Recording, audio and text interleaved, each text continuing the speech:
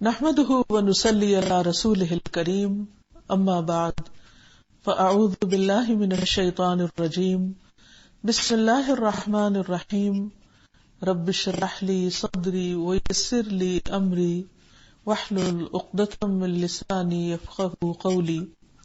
ناظرین، پروگرام اللہ کے خوبصورت نام کے ساتھ آپ کی خدمت میں حاضر ہیں۔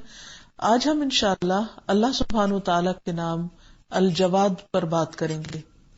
الجواد نہایت سخی، اپنے بندوں کو بہت زیادہ نوازنے والا، اپنی تمام مخلوقات پر اپنا فضل فرمانے والا۔ اللہ سبحانہ وتعالی ایسی سخاوت کرنے والا ہے کہ جس کی سخاوت کے بعد اس کے عطیات اور اس کے خزانوں میں کسی قسم کی کوئی کمی واقع نہیں ہوتی۔ وہ جس کو جو چاہے عطا کر سکتا ہے اور جس سے جو چاہے روک سکتا ہے۔ تو آئیے دیکھتے ہیں کہ قرآن و سنت سے ہمیں اللہ سبحانہ وتعالی کی سخاوت کے بارے میں کیا باتیں پتہ چلتی ہیں۔ سب سے پہلی بات تو یہ ہے کہ اللہ سبحانہ وتعالی سخاوت کو پسند کرتے ہیں، اور جب سے زمین و آسمان قائم ہوئے ہیں اللہ سبحانہ وتعالی خرچ کرتے چلے جا رہے ہیں، دن رات خرچ کرتے ہیں، اور اتنا خرچ کرنے کے باوجود اس کے خزانوں میں کسی قسم کی کوئی کمی واقع نہیں ہوتی۔ اس کے برعکس مخلوق میں سے اگر کوئی خرچ کرتا ہے تو خرچ کرنے سے اس کے بظاہر مال میں یا جو بھی چیز وہ خرچ کر رہا ہوتا ہے اس میں کمی آنے لگتی ہے۔ یہی وجہ ہے کہ مخلوق پھر تنگ دلی کا شکار ہو جاتی۔ بہت کچھ دینے کے باوجود بھی ایک دن ایسا آتا ہے کہ انسان کہتا ہے کہ اب نہیں دوں گا یا نہیں دینا چاہتا، لیکن اللہ سبحانہ وتعالی دن رات خرچ کرتا ہی چلا جا رہا ہے اور کبھی خرچ کرنے سے گھبراتا نہیں ہے۔ رسول اللہ صلی اللہ علیہ وسلم نے فرمایا، اللہ کا ہاتھ بھرا ہوا ہے، اسے رات دن کی بخشش بھی کم نہیں کرتی۔ آپ نے فرمایا، کیا تمہیں معلوم ہے کہ جب سے اس نے آسمان اور زمین پیدا کیے ہیں اس نے جتنا بھی خرچ کیا ہے اس نے اس میں کوئی کمی پیدا نہیں کی جو اس کے ہاتھ میں ہے، اور فرمایا کہ اس کا عرش پانی پر ہے اور اس کے دوسرے ہاتھ میں ترازو ہے جسے وہ جھکاتا اور بلند کرتا رہتا ہے۔ ایک اور روایت سے بھی ہمیں یہ پتہ چلتا ہے کہ اگر جن و انس سب کے سب اللہ سبحانہ وتعالیٰ سے وہ سب کچھ مانگے جو وہ چاہتے ہیں تو اللہ تعالیٰ ان سب کو دینے کے بعد بھی اس کے خزانوں میں کچھ بھی کمی واقع نہیں ہوتی۔ ابو ذر غفاری سے روایت ہے کہ نبی صلی اللہ علیہ وسلم اپنے رب تبارک و تعالی سے روایت کرتے ہیں کہ بے شک اللہ تعالیٰ فرماتے ہیں، اے میرے بندو، اگر تم سب کے سب اولین و آخرین، جن و انس اس آدمی کے دل کی طرح ہو جاؤ جو سب سے زیادہ تقوی والا ہے، تو اس سے تم میری سلطنت میں کچھ بھی اضافہ نہیں کر سکتے۔ اور اگر اے جن و انس اولین و آخرین تم سب کے سب اس آدمی کے دل کی طرح ہو جاؤ جو سب سے زیادہ مکار ہے، تو اس سے میری سلطنت میں کسی قسم کی کوئی کمی واقع نہیں ہوگی۔ اے میرے بندو، اگر تم سب اولین و آخرین، جن و انس ایک صاف چٹیل میدان میں کھڑے ہو کر مجھ سے مانگنے لگو، اور ہر انسان کو جو بھی وہ مجھ سے کچھ مانگے میں اسے عطا کر دوں، تو پھر بھی میرے خزانوں میں کمی نہیں ہوتی مگر جتنی سمندر میں سوئی ڈالنے سے ہوتی ہے، یعنی نہ ہونے کے برابر۔ اور پھر یہ کہ اللہ سبحانہ وتعالی ہر قسم کی سخاوت کا مالک ہے۔ جہاں تک انسانوں کی سخاوت کا تعلق ہے تو انسان صرف اسی چیز میں سخی ہو سکتے ہیں جو چیز ان کے اپنے پاس ہو۔ جو چیز ان کے ہاتھ میں ہی نہیں وہ کسی کو کیا دے سکتے ہیں؟ مثلا اگر کسی کے پاس مال ہے یا مال کی کوئی ایک مخصوص قسم ہے، مثلا زمین کی پیداوار میں سے کوئی چیز ہے یا تجارت سے کچھ اس نے کمایا ہے، کچھ حاصل کیا ہے، تو وہ اسی میں سے ہی دے سکتا ہے، اپنے محدود ذرائع میں سے یا ریسورسز میں سے دے سکتا ہے۔ یا کسی کے پاس اگر علم ہے تو وہ صرف علم دے سکتا ہے، وہ مال نہیں دے سکتا کیونکہ مال اس کے پاس ہے ہی نہیں۔ اسی طرح اگر کسی کے پاس کوئی اور ہنر ہے تو وہ اس میں سے کچھ کسی کو سکھا سکتا ہے، دے سکتا ہے، لیکن اس کے علاوہ باقی کچھ نہیں۔ تو انسانوں کی بخشش خواہ وہ کتنی بھی زیادہ کیوں نہ ہو، عام طور پر بخشش کے لیے حاتم طائی کی مثال دی جاتی ہے، کچھ اور ایسے فگرز ہیں، لیکن وہ سب بھی ایک مخصوص وقت تک کے لیے دنیا میں آئے، مخصوص چیزیں انہوں نے لوگوں کو دی، اور پھر اس کے بعد ان کی سخاوت سب ختم ہو گئی، کیونکہ وہ خود بھی ختم ہو گئے۔ اللہ سبحانہ وتعالی جس کو فنا نہیں، جو الحی القیوم ہے، جو زندہ ہے، ہمیشہ قائم رہے گا، اس کی سخاوت میں کوئی کمی نہیں آتی، اور وہ ہر طرح کی ہر ضرورت بندوں کی اور باقی مخلوقات کی پوری کرتا چلا جا رہا ہے۔ تو اس لیے اللہ سبحانہ وتعالی کا یہ نام بے حد خوبصورت نام ہے، اور پھر اس کے ساتھ عام طور پر لفظ الکریم بھی آتا ہے کہ انہ هو الجواد الکریم، کہ وہ عطا بھی کرتا ہے اور دیتا بھی ہے، دے کر بے عزتی نہیں کرتا۔ عام طور پر جب بندوں کو دیتے ہیں تو اس کے ساتھ بعض اوقات بد اخلاقی بھی برت جاتے ہیں، بعض اوقات احسان جتاتے ہیں، بعض اوقات دے کر دکھ دیتے ہیں، جتاتے ہیں، لیکن اللہ سبحانہ وتعالی ایسا نہیں کرتا۔ پھر یہ ہے کہ ہمیں بعض اوقات یوں محسوس ہوتا ہے کہ ہم پر کسی چیز کی بندش ہو گئی ہے، تو اس وقت ہمارے ذہن میں یہ سوال پیدا ہوتا ہے کہ اگر اللہ تعالیٰ جواد ہے اور کریم ہے اور بخشش کرنے والا ہے، عنایت کرنے والا ہے، اس کے خزانے بھی بہت وسیع ہیں اور وہ ہر چیز دینے پر پوری قدرت بھی رکھتا ہے، تو پھر یہ رکاوٹ کیوں آ گئی، کس لیے آ گئی؟ تو اس کی حکمتوں کو سمجھنے کی ضرورت ہے، کیونکہ اللہ سبحانہ وتعالیٰ وہ دیکھتا ہے جو ہم نہیں دیکھتے، وہ کچھ جانتا ہے جو ہم نہیں جانتے، اس لیے جب اس کی نظر سے چیزوں کو دیکھا جائے تو چیزیں مختلف نظر آتی ہیں۔ وہ کس طرح کہ مثلاً بعض اوقات وہ دنیا میں انسان سے ایک چیز روک کر اس سے کہیں بڑی چیز آخرت میں دینا چاہتا ہے، کیونکہ اگر دنیا میں انسان کو ہر وہ چیز مل جائے جس کی وہ تمنا کرتا ہے تو اس کے اندر شدید قسم کا بگاڑ پیدا ہو جائے۔ عموماً آپ دیکھیں گے کہ جن لوگوں کے پاس نعمتیں زیادہ ہوتی ہیں، عمومی طور پر، یعنی یہ نہیں کہ سب، ایکسپشنل کیسز ہر چیز میں ہوتے ہیں، عمومی طور پر ان کے اندر پھر اللہ تعالیٰ سے دوری آنے لگتی ہے، یا اللہ تعالیٰ کی نافرمانی، یا اس پر ڈھٹائی، یا بعض اوقات تکبر اور غرور جیسی بری خصلتیں پیدا ہونے لگتی ہیں۔ تو اللہ تعالیٰ بندوں کو دنیا میں ایک حد کے اندر رکھتا ہے تاکہ دنیا کو وہ امتحان کا گھر سمجھتے ہوئے یہاں پر اپنی حدود کے اندر رہتے ہوئے جو اللہ تعالیٰ ان سے چاہتا ہے وہ کرتے رہیں۔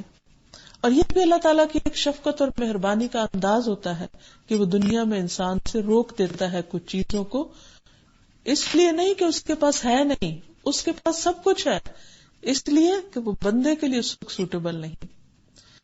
اس کو ایک عام مثال سے بھی آپ سمجھ سکتے ہیں۔ مثلاً ماں بعض اوقات بچے کو آئس کریم کھانے سے روک دیتی ہے۔ کیوں روکتی؟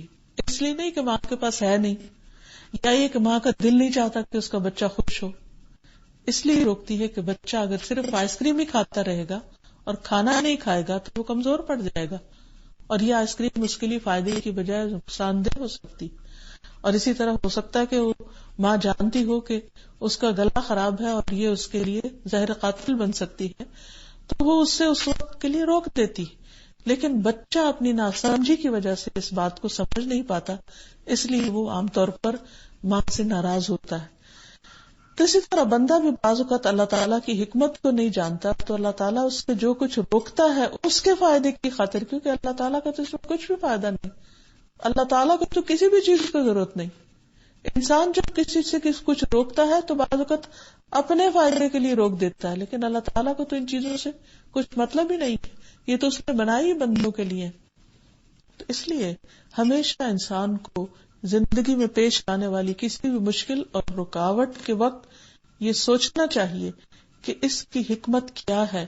چونکہ اللہ تعالیٰ مہربان ہے، رحمان ہے، رحیم ہے، رؤوف ہے، جواد ہے، کریم ہے، تو اگر وہ مجھے اس وقت نہیں دے رہا کوئی چیز تو اس کا ضرور کوئی مطلب ہے، اس کی پیچھے کوئی حکمت اور مصلحت ہے، اور مجھے اللہ کے فیصلے پر راضی ہو جانا چاہیے۔ بعض اوقات اللہ تعالیٰ کسی کو اولاد نہیں دیتا، بعض اوقات رزق میں تنگی ہوتی ہے، بعض اوقات علم کی کوشش کے باوجود کچھ لوگ نہیں حاصل کر پاتے. بعض اوقات انسان کسی خاص مقام تک پہنچنا چاہتا ہے تو بھرپور محنت کے باوجود وہ وہاں نہیں پہنچ سکتا, تو اس میں بھی کوئی خیر ہی ہوتی ہے. اللہ تعالیٰ کے ہر فیصلے میں بھلائی ہی بھلائی ہے. تو کچھ چیزیں جن کا حدیث سے ہمیں پتہ چلتا ہے کہ دنیا میں اللہ تعالیٰ جب روکتا ہے تو آخرت میں دینا چاہتا ہے تاکہ بندہ صبر کے ساتھ انتظار کرے. نبی صلی اللہ علیہ وسلم نے فرمایا, دنیا میں ریشم جو شخص بھی پہنے گا اسے آخرت میں اس میں سے نہیں پہنایا جائے گا. رسول اللہ صلی اللہ علیہ وسلم اپنے گھر والوں کو زیور اور ریشم سے منع کرتے تھے اور فرماتے تھے, اگر تم جنت کا زیور اور اس کا ریشم پہننا پسند کرتے ہو تو پھر اس کو دنیا میں نہ پہنا کرو. خصوصاً مردوں کے لیے ریشم پہننے کی ممانعت کر دی گئی. پھر اسی طرح دنیا میں کھانے پینے کی کچھ چیزیں منع کر دی گئی, جن میں سے شراب. اس کے بارے میں آتا ہے کہ رسول اللہ صلی اللہ علیہ وسلم نے فرمایا, جس نے دنیا میں شراب پی اور پھر اس نے اس سے توبہ نہیں کی تو آخرت میں وہ اس سے محروم رہے گا. رسول اللہ صلی اللہ علیہ وسلم نے یہ بھی فرمایا کہ جس آدمی نے دنیا میں شراب پی تو وہ آخرت میں اسے نہیں پی سکے گا اگر اس نے توبہ نہ کی. تو اس سے یہ پتہ چلتا ہے کہ اللہ تعالیٰ نے دنیا میں کچھ چیزوں کو ایک امتحان کے طور پر رکھا. جیسے حضرت آدم کے لیے وہ درخت امتحان بن گیا, حالانکہ ضروری نہیں کہ وہ اصلاً حرام کوئی چیز تھی یا کوئی نجس یا ناپاک چیز تھی کہ جس کی وجہ سے اللہ تعالیٰ نے آدم علیہ السلام کو اس کے پاس جانے سے منع کیا تھا. وہ محض ایک ٹیسٹ تھا.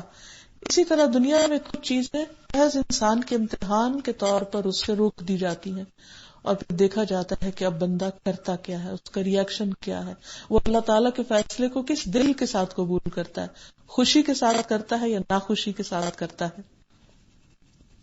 اسی طرح اللہ تعالیٰ دنیا کی زینتوں اور آسائشوں سے روک کر آخرت دینا چاہتا ہے, تو اس لیے بعض اوقات بندے کو دنیا میں کچھ چیزوں سے محروم کر دیتا ہے. حضرت عمر رضی اللہ تعالیٰ عنہ ایک دفعہ حضور صلی اللہ علیہ وسلم کے پاس تشریف لے گئے. دیکھا کہ آپ چٹائی پر سوئے ہوئے ہیں جس کے نشانات آپ کے جسم پر پڑ چکے ہیں. آپ کو دیکھ کر وہ رونے لگے, کہنے لگے کہ دنیا کے بادشاہوں کے پاس تو ریشم اور حریر ہے اور ہر طرح کے باغوں میں وہ رہتے ہیں, اور آپ اللہ کے رسول ہیں اور آپ کا یہ حال ہے. تو اس موقع پر آپ صلی اللہ علیہ وسلم نے فرمایا کہ اے خطاب کے بیٹے, کیا تو اس پر راضی نہیں کہ ہم کو آخرت ملے اور ان کو دنیا؟ میں نے کہا کیوں نہیں. اسی طرح ہم دیکھتے ہیں کہ بعض برتنوں میں کھانے سے منع کیا گیا ہے, سونے چاندی کے. اب ایسا نہیں کہ سونے چاندی کے برتن میں کھانا صحت کے لیے نقصان دہ ہے. ہاں, روحانی صحت کے لیے ضرور نقصان دہ ہو سکتا ہے, کیونکہ جب انسان زیادہ قیمتی برتنوں میں کھاتا ہے تو بعض اوقات اس کے اندر غرور اور تکبر پیدا ہونے لگتا ہے. لیکن اللہ تعالیٰ نے کچھ چیزوں کو, چاہے کچھ لوگ انہیں افورڈ بھی کر سکتے ہوں, اس کے باوجود اس سے روک دیا ہے تاکہ وہ آخرت میں ان کو عطا کرے. رسول اللہ صلی اللہ علیہ وسلم نے فرمایا, ریشم و دیباج نہ پہنو اور نہ سونے چاندی کے برتنوں میں کچھ پیو اور نہ ان کی پلیٹوں میں کچھ کھاؤ, کیونکہ یہ چیزیں ان کے لیے دنیا میں ہیں اور ہمارے لیے آخرت میں ہیں. یعنی دنیا میں اس لیے روکا گیا ہے تاکہ آخرت میں دی جائیں. پھر اسی طرح اگر دنیا میں کوئی سادہ لباس پہنتا ہے تو آخرت میں اس کو ایمان کا حلہ عطا کیا جائے گا. حتیٰ کہ موت کی غرض بھی یہی ہے کہ انسان سے دنیا کی زندگی روک کر پھر اس کو ہمیشہ کی زندگی دی جائے.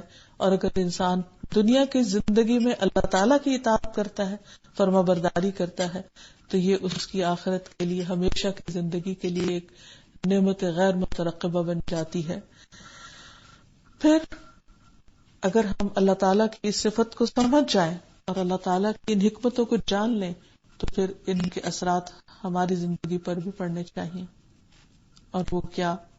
سب سے پہلی بات تو یہ کہ اللہ تعالیٰ جواد ہے اور وہ جود سے, سخاوت سے محبت کرتا ہے, تو ہمیں بھی سخاوت سے محبت ہونی چاہیے. ہمیں دینے والا بن جانا چاہیے, ہمیں لینے سے زیادہ دے کر خوشی ہونی چاہیے. ہمیں ہر وقت دینے کے بارے میں سوچتے رہنا چاہیے کہ ہم کس کے ساتھ کیا بھلائی کر سکتے ہیں، کہاں کیا چیز دے سکتے ہیں. ایک مرتبہ جب نبی صلی اللہ علیہ وسلم سے یہ سوال کیا گیا کہ کیا خرچ کریں، تو قرآن مجید میں اس کا جواب کچھ یوں دیا گیا، یسألونک ماذا ينفقون، یہ آپ سے پوچھتے ہیں کہ کیا خرچ کریں، قل العفو، کہہ دیجئے جو ضرورت سے زائد ہو، یعنی جو تمہارے کام کا نہیں وہ دوسروں کے کام میں لے آؤ.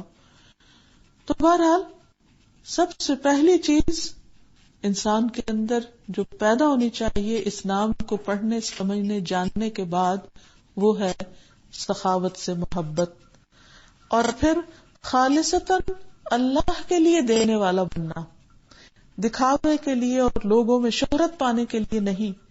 کیونکہ قیامت کے دن جن لوگوں کا حساب سب سے پہلے ہوگا ان میں سے ایک وہ شخص لایا جائے گا جس کو اللہ سبحانہ وتعالیٰ نے دنیا میں ہر طرح کے مال و دولت سے نوازا تھا، اور پھر اللہ تعالیٰ اس پر اپنے احسانات گنوائیں گے اور پوچھیں گے کہ تم نے یہ سب پا کر کیا کیا. وہ کہے گا کہ اے اللہ، میں نے ہر اس جگہ پر خرچ کیا جہاں خرچ کرنا تجھے پسند تھا، میں نے اس کے ساتھ رشتہ داروں کے ساتھ بھی احسان کیا اور باقی جگہوں پر بھی خرچ کیا. تو اللہ تعالیٰ فرمائیں گے کہ تم نے جھوٹ کہا، تم نے تو اس لیے خرچ کیا تھا تاکہ تمہیں سخی کہا جائے، تم لوگوں کے درمیان سخی مشہور ہو جاؤ، لہذا وہ تم ہو چکے، اور آج یہاں تمہارے لیے ان سب چیزوں کے خرچ کرنے کے باوجود کچھ نہیں. پھر حکم ہوگا اور اسے اوندے منہ جہنم میں پھینک دیا جائے گا. یہ اس شخص کا انجام ہے جس نے دنیا میں بہت کچھ لٹایا لیکن اللہ کے لیے نہیں کیا، دکھاوے کے لیے کیا. دوسری بات یہ ہے کہ انسان کو اللہ کے راستے میں دیتے ہوئے فقر سے نہیں ڈرنا چاہیے کہ میں محتاج ہو جاؤں گا، میرا کیا بنے گا. جب انسان اللہ کے راستے میں دیتا ہے تو اللہ تعالیٰ کا وعدہ ہے کہ وہ اسے اور زیادہ عطا کرے گا. نبی صلی اللہ علیہ وسلم نے قسم کھا کر یہ بات فرمائی تھی کہ صدقہ کرنے سے مال کم نہیں ہوتا. یہ ضرور ہے کہ انسان ہر چیز میں اعتدال سے کام لے، اپنی ضروریات بھی دیکھے، بال بچوں کی ضروریات بھی دیکھے، اور اس کے ساتھ ساتھ دوسرے انسانوں کی ضروریات کو بھی دیکھے. لیکن یہ نہ سوچے کہ اگر میں نے کسی کو کچھ دیا تو میرا کیا بنے گا. اللہ سبحانہ وتعالیٰ اس سے کئی گنا زیادہ اس کو لوٹائے گا. نبی صلی اللہ علیہ وسلم سب انسانوں سے زیادہ سخی انسان تھے. حدیث میں آتا ہے کہ آپ رمضان میں اور بھی زیادہ سخی ہو جاتے جب جبریل امین سے ملاقات کرتے اور ان کے ساتھ قرآن مجید کا دور کرتے. تو اس سے یہ پتہ چلتا ہے کہ نبی صلی اللہ علیہ وسلم بھی جو اللہ کے محبوب بندے تھے ان کو اللہ کے راستے میں دینا بہت پسند تھا، لہٰذا ہمیں بھی اس سے محبت ہونی چاہیے اور ڈرنا نہیں چاہیے. نبی صلی اللہ علیہ وسلم نے فرمایا، بلال خرچ کیا کرو اور عرش والے کی جانب سے مفلسی سے نہ ڈرا کرو. اور پھر یہ ہے کہ مختلف طریقے سے دیتے رہنا چاہیے. ایک طریقہ حضرت اسماء رضی اللہ تعالیٰ عنہا کا ہے، ایک طریقہ حضرت عائشہ رضی اللہ تعالیٰ عنہا کا ہے. حضرت عبداللہ بن زبیر کہتے ہیں کہ میں نے عائشہ اور اسماء رضی اللہ تعالیٰ عنہما سے زیادہ سخی عورتیں کوئی نہیں دیکھی، لیکن دونوں کی سخاوت کا انداز مختلف تھا. عائشہ ذرا ذرا جمع کر کے رکھا کرتی تھی اور پھر ایک دم خرچ کرتی، لیکن حضرت اسماء کچھ بھی بچاتی نہیں تھی، وہ ساتھ کے ساتھ صدقہ کرتی چلی جاتی تھی. پھر اس سے یہ بھی پتہ چلتا ہے کہ مردوں کے علاوہ خواتین بھی اپنے مال میں سے خود خرچ کر سکتی ہیں، اپنے لیے صدقہ خیرات کر سکتی ہیں. اور اگرچہ کمانے کی ذمہ داری اور خاندان پر خرچ کرنے کی ذمہ داری مرد کی ہے، لیکن اگر کوئی خاتون کماتی ہے اور وہ اپنے مال میں سے اپنے گھر والوں پر، اپنے بچوں پر، اپنے شوہر پر خرچ کرتی ہے تو یہ اس کے لیے صدقہ لکھا جاتا ہے. اس سلسلے میں ابن مسعود کی بیوی حضرت زینب کی مثال ہمیں ملتی ہے. ایک دفعہ نبی صلی اللہ علیہ وسلم نے خواتین کو ایک خطبہ دیا جس میں ان سے خاص طور پر صدقہ کرنے کا حکم دیا. تو حضرت ابن مسعود کی اہلیہ جو تھی وہ بھی وہاں موجود تھی. جب وہ گھر پر آئی تو کہنے لگی کہ آج کے بعد میں تم لوگوں کے اوپر خرچ نہیں کروں گی، کیونکہ تم پہ خرچ کرنے سے میں باہر صدقہ نہیں کر سکتی. تو اس پر ابن مسعود نے کہا کہ ایسا فیصلہ کرنے سے پہلے نبی صلی اللہ علیہ وسلم سے ضرور مشورہ کر لینا. تو بہرحال وہ حضور صلی اللہ علیہ وسلم کے پاس گئی، وہاں کچھ لوگ بیٹھے تھے تو باہر کھڑی ہو گئی. بلال پوچھنے کے لیے آئے رضی اللہ تعالیٰ عنہ، تو کہنے لگی کہ جا کر بتاؤ کہ زینب یہ سوال کرتی ہے کہ میں اپنے شوہر پر اور بچوں پر خرچ کروں یا کسی اور کو دوں، کیا گھر والوں پہ خرچ کرنا میرا صدقہ شمار ہوگا؟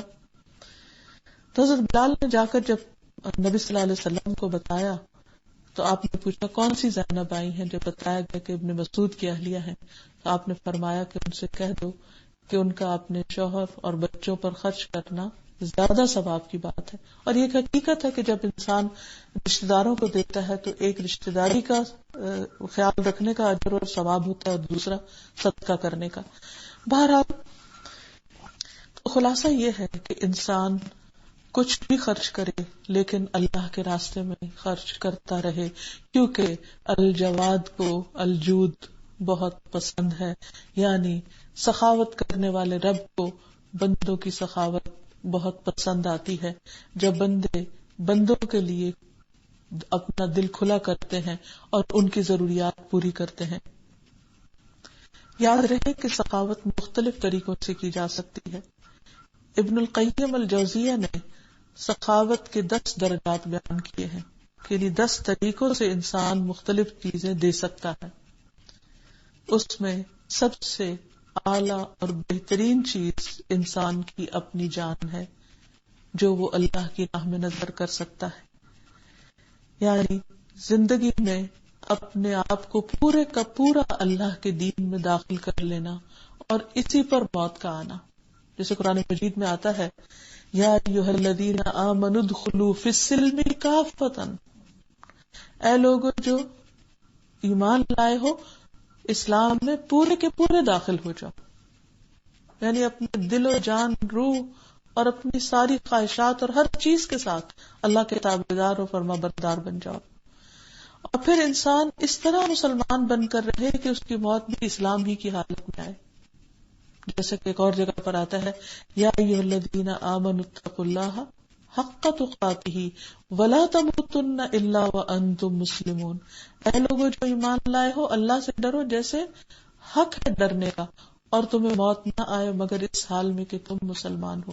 یعنی انسان کی زندگی بھی اللہ کے راستے میں، یعنی اللہ کی اطاعت اور فرما برداری کرتے ہوئے گزرے، اور پھر موت بھی اللہ ہی کی فرما برداری میں آئے، اختتام بھی اس کی رضا میں ہو، اس کی نافرمانی میں نہ ہو، اور پھر اللہ تعالی کی خاطر اپنی جان کی پرواہ نہ کرے. نبی صلی اللہ علیہ وسلم کا طرز عمل اس سلسلے میں ایک رہنما طرز عمل ہے. مدینہ میں حالات مشکل ہو رہے تھے اور ہر طرف سے افواہیں اڑتی تھی اور ایک خوف کا سا عالم تھا. تو ایک دفعہ بہت اونچی ایک آواز سنی گئی تو سب اہل مدینہ ڈر گئے. نبی صلی اللہ علیہ وسلم کے پاس ایک گھوڑا تھا جس پر آپ سوار ہوئے اور تنہا ہی باہر نکل گئے اور جا کر سارے حالات کی خود خبر لے کر آئے. اور آپ صلی اللہ علیہ وسلم نے واپس آ کر فرمایا کہ ہم نے خوف کی کوئی بات نہیں دیکھی، البتہ ہم نے اس گھوڑے کو دریا کی طرف پایا ہے، یعنی بہت بہترین گھوڑا ہے. کہا جاتا ہے کہ یہ حضرت ابو طلحہ کا تھا جو انہوں نے نبی صلی اللہ علیہ وسلم کو دیا تھا. پھر اسی طرح انسان کو موت سے نہیں ڈرنا چاہیے، کیونکہ موت کا ایک وقت مقرر ہے. بعض اوقات انسان موت کے ڈر سے اللہ تعالیٰ کی اطاعت میں پیچھے رہ جاتا ہے.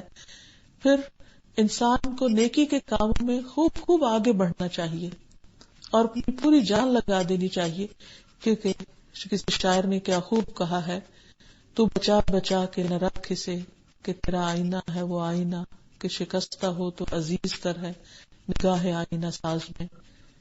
کہ انسان اپنی جان کو اور اپنے آپ کو بچا بچا کر نہ رکھے، اس لیے کہ یہ سب کچھ اللہ ہی کا دیا ہوا ہے.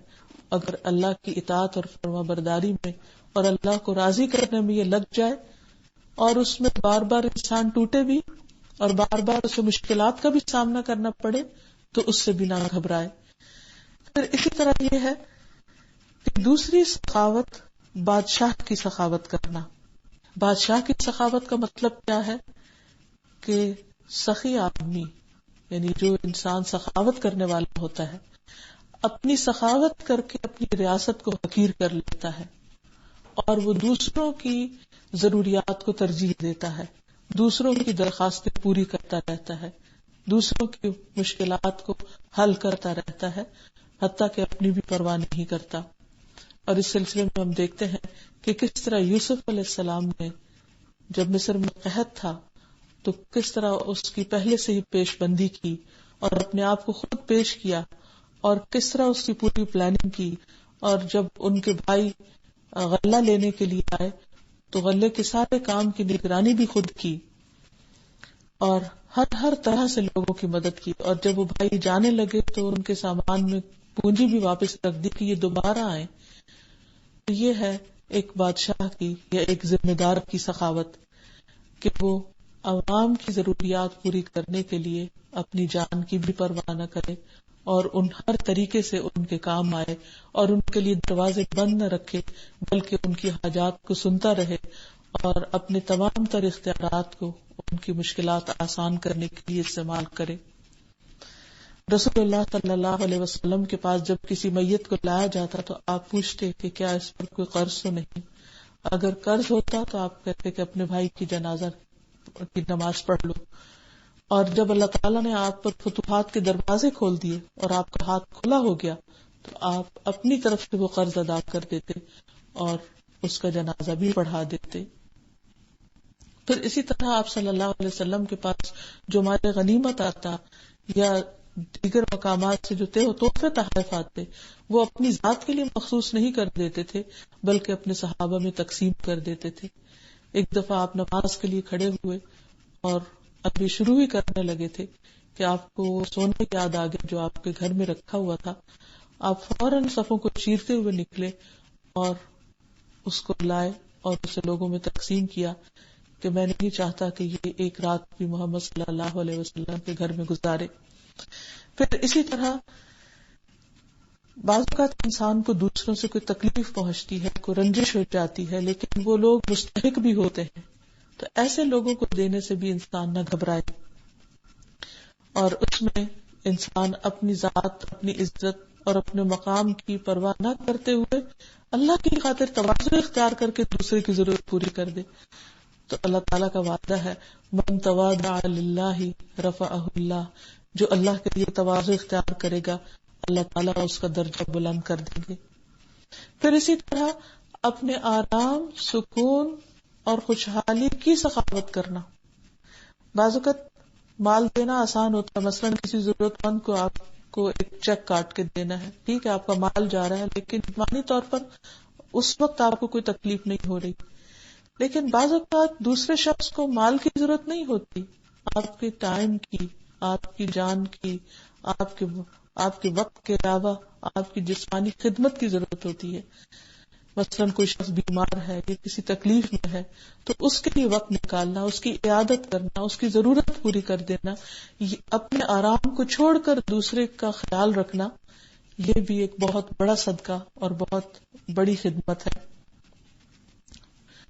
اور بعض اوقات کسی کو آرام پہنچانے کے لیے خود تکلیف اٹھانا اور کسی کی حفاظت کرنے کے لیے خود کو خطرے میں ڈال لینا، کسی کے سکون کی خاطر خود بے سکون ہو جانا، یہ تمام سخاوت کے اعلیٰ درجات ہیں. پھر اسی طرح چوتھی چیز ہے علم کی سخاوت کرنا، ضرورت مند کو علم سکھانا. اور اس میں نبی صلی اللہ علیہ وسلم کی کئی ایک احادیث ملتی ہیں. رسول اللہ صلی اللہ علیہ وسلم نے فرمایا وہ شخص جو علم حاصل کرے اور اسے بیان نہ کرے اس کی مثال ایسی شخص کی ہے جو خزانہ جمع کرتا ہے پھر اسے خرچ نہیں کرتا.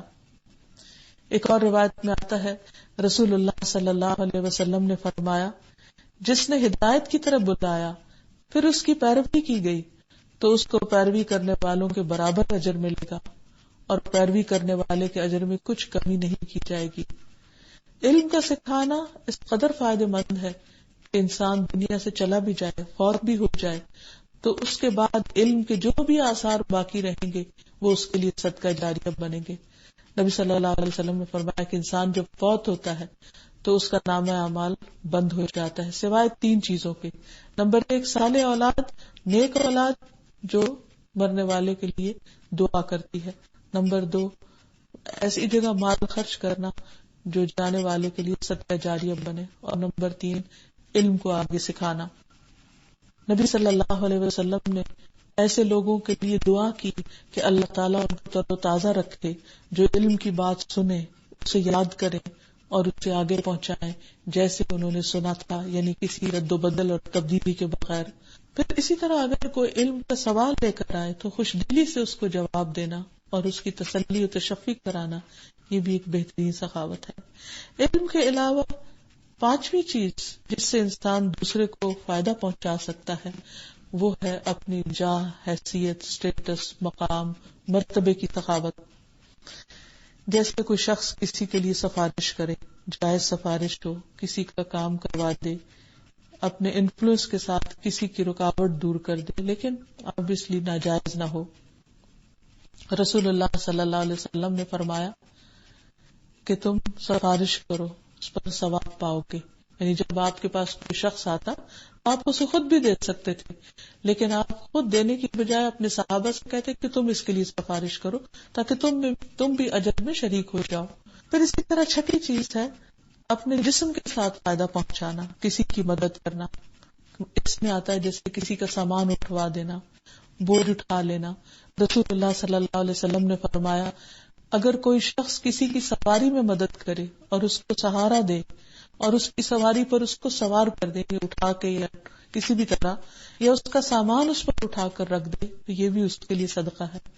اسی طرح اپنے ہاتھ سے کچھ کام کر کے مدد کرنا، مثلاً خواتین جس سے اپنے ہاتھ سے کھانا پکا کر کسی کو دے سکتی ہیں، یا اسی طرح کچھ سلائی کڑھائی کا کام، یا اور بھی جو بھی کوئی ہنر ہے جس میں انسان کے ہاتھ اور جسم کے باقی اعضاء استعمال ہوتے ہیں، اس کی نظر استعمال ہوتی ہے یا اس کی سوچ بچار اس میں شامل ہوتی ہے، کسی کو اچھا مشورہ دینا، تو یہ تمام چیزیں جو ہیں یہ انسان کے لیے بہترین سخاوت ہے۔ نبی صلی اللہ علیہ وسلم نے فرمایا ہر مسلمان پر صدقہ واجب ہے۔ لوگوں نے عرض کیا اے اللہ کے نبی جس کے پاس مال نہ ہو؟ آپ نے فرمایا اپنے ہاتھ سے کام کرے، خود بھی نفع اٹھائے اور خیرات بھی کرے۔ لوگوں نے کہا اگر یہ بھی میسر نہ ہو تو آپ نے فرمایا حاجت مند مظلوم کی مدد کرے۔ لوگوں نے کہا اگر اس کی طاقت نہ ہو تو آپ نے فرمایا اچھی باتوں پر عمل کرے اور شر سے رکا رہے، یہی اس کے لیے صدقہ ہے۔ پھر اسی طرح ایک اور طویل حدیث میں آپ صلی اللہ علیہ وسلم نے دوسروں کو ہنر سکھانے کے بارے میں بھی تلقین کی ہے اور یہ بھی اس کے لیے صدقہ بتایا گیا ہے۔ ساتویں چیز درگزر کے ساتھ سخاوت کرنا، یعنی دوسروں کو معاف کر دینا، یہ بھی سخاوت کا ایک بہت اعلیٰ درجہ ہے۔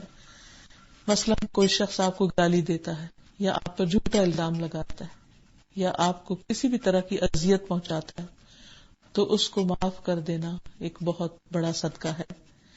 حضرت علی رضی اللہ عنہ سے مروی ہے کہ ہم نے نبی صلی اللہ علیہ وسلم کی تلوار کے دستے میں یہ لکھا ہوا پایا کہ جو تم پر ظلم کرے اس سے درگزر کرو، رشتہ توڑنے والے سے رشتہ جوڑو، جو تمہارے ساتھ برا کرے اس کے ساتھ احسان کرو، حق بات کرو اگرچہ اپنے خلاف ہو۔ پھر اسی طرح اگر کوئی جھوٹا الزام لگائے تو اس پر انسان صبر کر جائے، درگزر کر جائے۔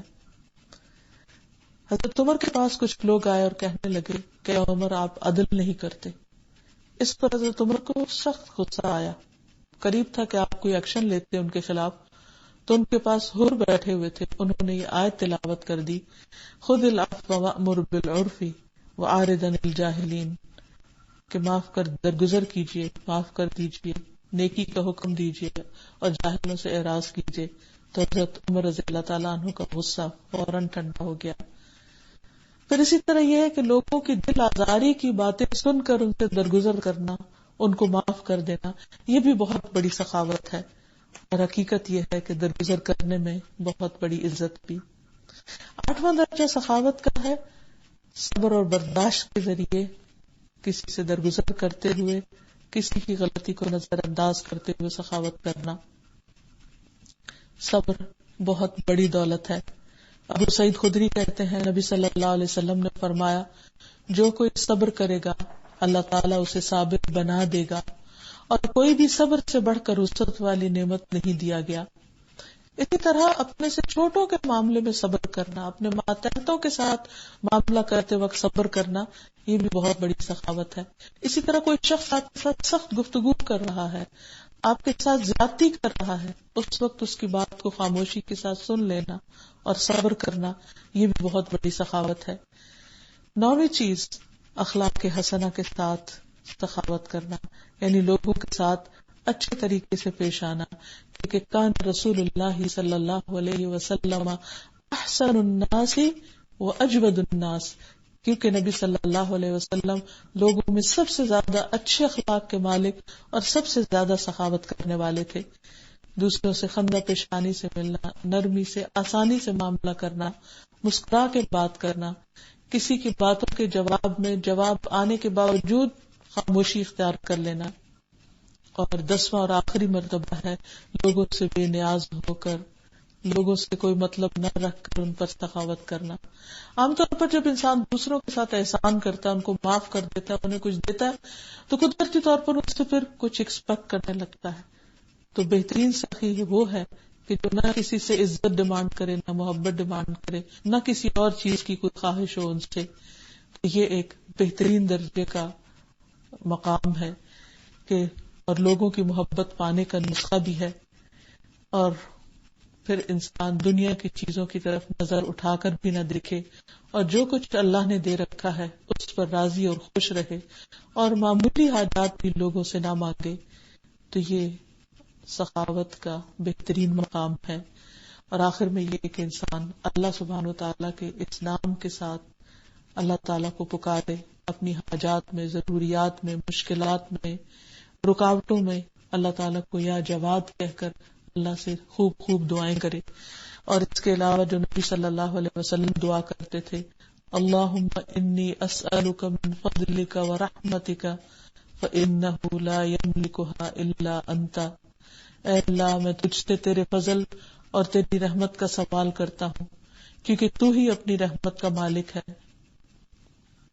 پھر اسی طرح مسجد سے نکلتے وقت اللہ کا فضل مانگنا، اللہم انی اسألک من فضلک العظیم، اور ہر حال میں، ہر موقع پر، ہر موڑ پر اللہ سے رحمت اور اس کی مہربانی اور فضل کا سوال کرتے چلے جانا۔ اللہ ہم سب پر اپنی رحمت نازل فرمائے۔ وآخر دعوانا ان الحمد للہ رب العالمین۔